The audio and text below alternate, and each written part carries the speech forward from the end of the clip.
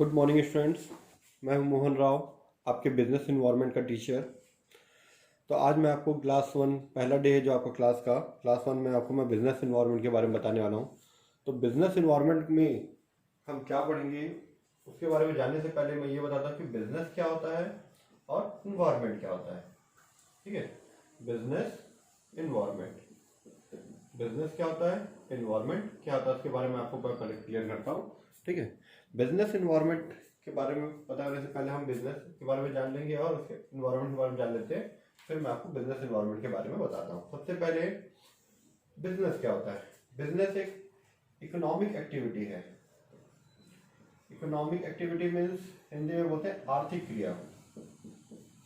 ठीक है, एक आर्थिक क्रिया है। आर्थिक क्रिया मतलब ऐसी कार्य, ऐसे काम जो हम पैसे के लिए करते हैं, पैसे कमाने के लिए। ठीक है, एक आर्थिक क्रिया है। ठीक है, इस आर्थिक क्रिया में क्या करते हैं हम लोग, बिजनेस में goods and service, goods and service का, ठीक है, हिंदी में भी लिख देता हूं मैं आपका, माल तथा सेवा,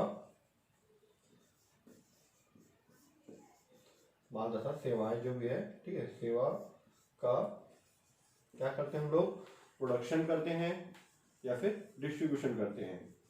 प्रोडक्शन एंड डिस्ट्रीब्यूशन,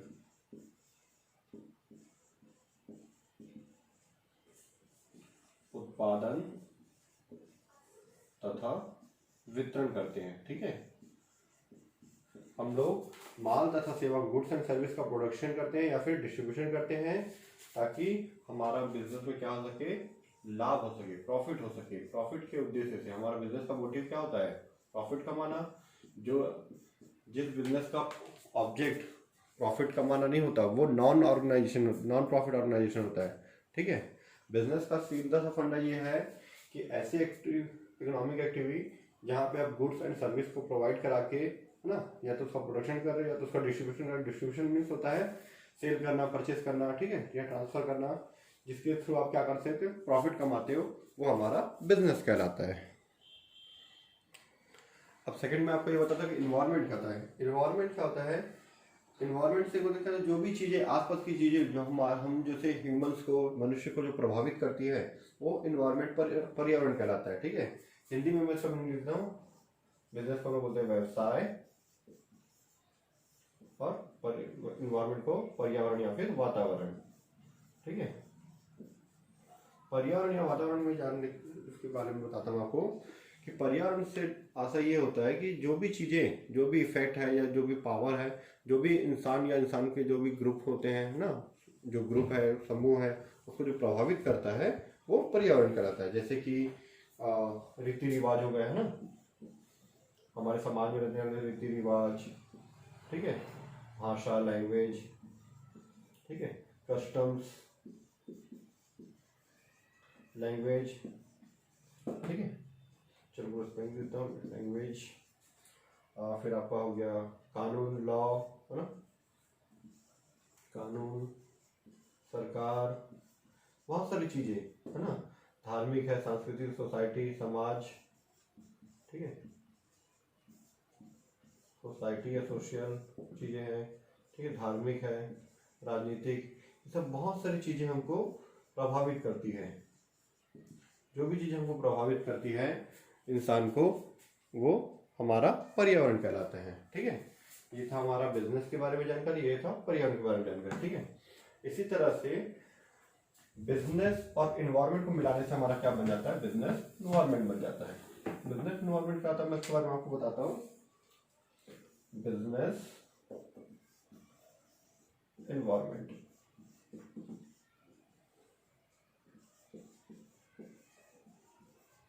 ठीक है, व्यवसाय, पर्यावरण या व्यवसाय, वातावरण,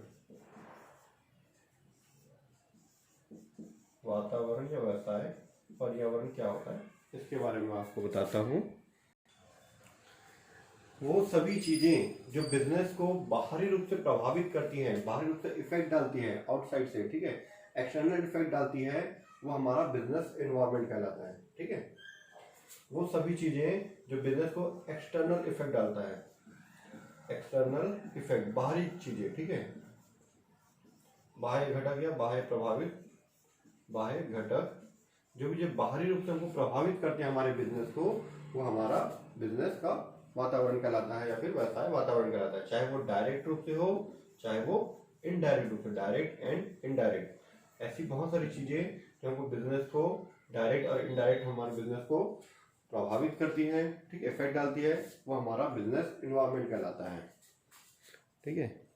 हिंदी में इसको हम बोलते हैं प्रत्यक्ष या अप्रत्यक्ष रूप से, प्रत्यक्ष व अप्रत्यक्ष रूप से जो बिजनेस को प्रभावित करती है वो हमारा बिजनेस इन्वायरमेंट कहलाता है, ठीक है।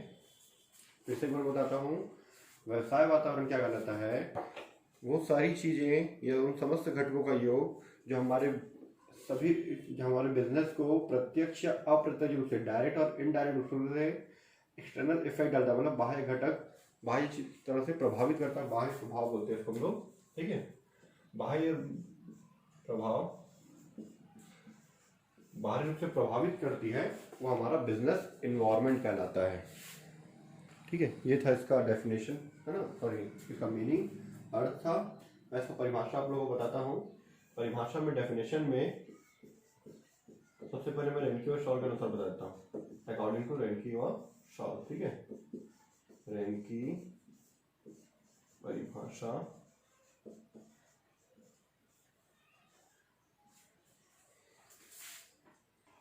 रेनकी व शॉल क्या कहते हैं, रेनकी एवं शॉल,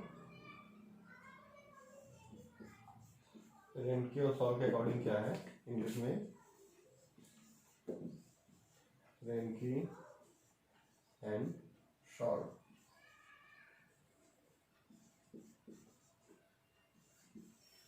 के अकॉर्डिंग क्या है बताता मैं आपको, बुक में लिखा हुआ है। The environment of business consists of all those external things to which it is exposed and by which it may be influenced directly or indirectly, ठीक है। हिंदी में है, उन समस्त बाह्य घटकों का योग है जिनके प्रति व्यवसाय अपने को अनावृत करता है तथा प्रत्यक्ष व अप्रत्यक्ष रूप से प्रभावित करता है, ठीक है। मतलब इसमें वही है कि बाहरी जितने भी चीजें हैं हमको बिजनेस को डायरेक्ट और इनडायरेक्ट रूप से प्रभावित कर रहा है, एक्सटर्नल इफेक्ट डाल रहा है, वो हमारा बिजनेस इन्वायरमेंट कहलाता है, ठीक है। फॉर एग्जांपल मैं बताता हूँ, जैसे गवर्नमेंट ने टैक्स को चेंज करके जीएसटी ला दिया था, ठीक है। जीएसटी से पहले हमारे बिजनेस में क्या चलता था, central sales tax, central sales tax, ठीक है, ये सेंट्रल गवर्नमेंट लेती थी, और एक था वैट, वैल्यू एडेड टैक्स, ठीक है, ये स्टेट गवर्नमेंट लेती थी। ये दोनों को कंबाइन करके गवर्नमेंट ने बना दिया जीएसटी, ठीक है। अब जीएसटी लाया, अगर जीएसटी के आने से हमारे बिजनेस में जो भी प्रभाव आ रहे हैं, प्रभाव जो भी बिजनेस में इफेक्ट आ रहा है, वो हमारा एक्सटर्नल एनवायरनमेंट कहलाएगा, ठीक है। जैसे मान चलो पहले हमारा सेंट्रल टैक्स वैट सब चीजें मिला के हमको 10% टैक्स देना पड़ता था, गुड्स पे, बिजनेस में जो गुड्स है उस पर कितना 10% टैक्स देना पड़ता था। अब जीएसटी आने के बाद अगर हमको उसी गुड्स पे 12% देना पड़ रहा है, तो 2% का हमको क्या हो रहा है, लॉस हो रहा है। 2% ज्यादा टैक्स देना पड़ रहा है, ज्यादा टैक्स दे रहे तो हमारे बिजनेस को प्रभावित कर रहा है, वो हमारे कंट्रोल में है क्या, नहीं है, ठीक है। बाहरी ऐसे कंट्रोल, देखो एक्सटर्नल इफेक्ट का मतलब क्या है, ऐसी चीजें जो हमको बाहरी चीजें प्रभावित कर रही है, जो हमारे कंट्रोल में नहीं है, जो बिजनेसमैन उसको कंट्रोल नहीं कर सकता, ठीक है। अब यहाँ पे 10% से 12% हो गया, 10% से 12% हो गया, 2% का लॉस हो रहा है हमको, ठीक है। तो ये चीजें हमको बिजनेस प्रभावित करती है। अगर ये 10% से 5% हो गया तो 5% का हमको प्रॉफिट हो रहा है, ये भी चीजें हमको प्रभावित कर रही है, ठीक है। पॉजिटिव भी हो सकता है, नेगेटिव भी हो सकता है, ठीक है। ये था रेनकी और शॉल के अनुसार। अब मैं आपको बताता हूँ रिचमैन और कॉपन के अनुसार क्या होता है, ठीक है। रिचमैन और कॉपन के अनुसार सेकंड है रिचमैन एवं कॉपन के अनुसार, कॉपन, ठीक है।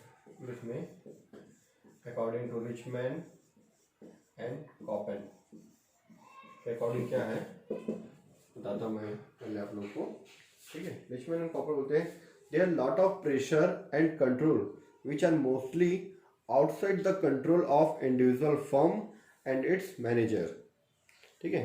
इंग्लिश में हमारा हिंदी में रिचमैन एंड कॉपर कहते हैं कि वातावरण में जो दबाव है, दबाव नियंत्रण होते हैं जो अधिकांशतः व्यक्तिगत फर्म और उसके प्रबंधकों के नियंत्रण के बाहर होते हैं। व्यक्तिगत फर्म मतलब जो भी आउटसाइड की चेंजेस हो रही हैं जो हमारे बिजनेस को इफेक्ट डाल रहा है वो पर्सनली, एक व्यक्तिगत फर्म मतलब पर्सनली एक बिजनेसमैन उसको कंट्रोल में नहीं कर सकता। हाँ, अगर सारे बिजनेसमैन कंट्रोल करना चाहे तो गवर्नमेंट को लीगल एक्शन ले सकते हैं। तो गवर्नमेंट अगर उस चीज़ के लिए सहमति होती है तो वो चीज़ें चेंजेस हो जाता है, ठीक है। हो सकता है, नहीं भी हो सकता, वो डिपेंड करता है क्या होगा फ्यूचर में, ठीक है। लेकिन व्यक्तिगत फर्म, इंडिविजुअल,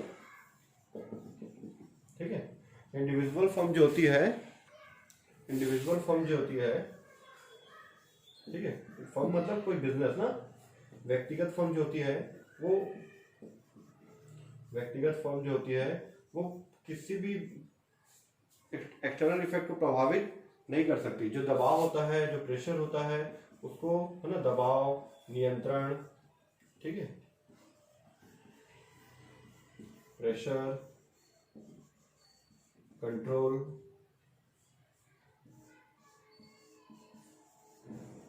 ठीक है, जो दबाव है, जो है ना, प्रेशर है, जो कंट्रोल है, उसको सिर्फ एडजस्ट करती है, उसको झेलती है, उसको वो हटा नहीं सकती, है ना, चेंज नहीं कर सकती, ठीक है। ये होता है हमारा बिजनेस इन्वायरमेंट। अगर वो पॉजिटिव है, वो अच्छा है, हमारे लिए बिजनेस के लिए फ़ायदेमंद है तो अच्छा, अगर वो हमारे लिए नुकसान है तो वो नुकसान है। पर बिजनेस में हम लोग बिजनेस इन्वायरमेंट में ये सबको हमको देखना पड़ता है।